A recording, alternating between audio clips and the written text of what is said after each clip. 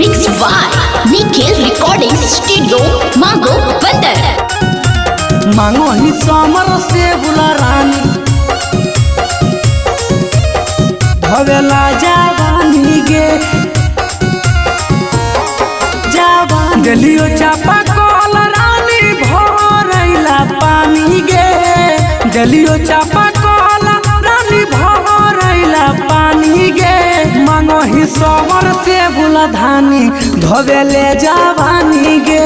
मांगो ही समर से बुला धानी धोवेले जवानी गे नैहर में फाटल पेन्हा हेली करो ही फूटानी गे नैहर में फाटल पेन्हा हेली करो ही फूटानी गे मांगो ही समर से बुला रानी धोवेला जवानी गे मांगो ही समर से बुला रानी धोवेला जवानी गे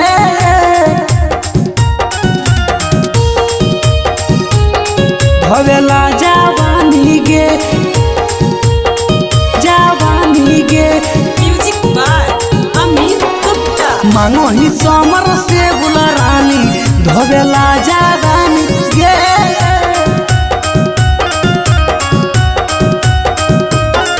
निकला गौना तोरो रहनमा बड़ी करही गाजनमा ने बनावल चाही खोजही धानी बनल बनावल खानमा बनल बनावल खानमा निकला गौने तोरो रहनमा बड़ी करही गाजनमा ने बनावल चाही खोजही धानी बनल बनावल खानमा तोरे करनमा धानी बढ़ा हो परेशानी गे तोरे करनमा रानी बढ़ा हो परेशानी गे मांगो ही समर से बुला धानी धोवेला जवानी गे मांगो ही समर से बुला रानी धोवेला जवानी गे धोवेला जवानी गे जवानी गे मांगो ही समर से बुला रानी धोवेला जवानी गे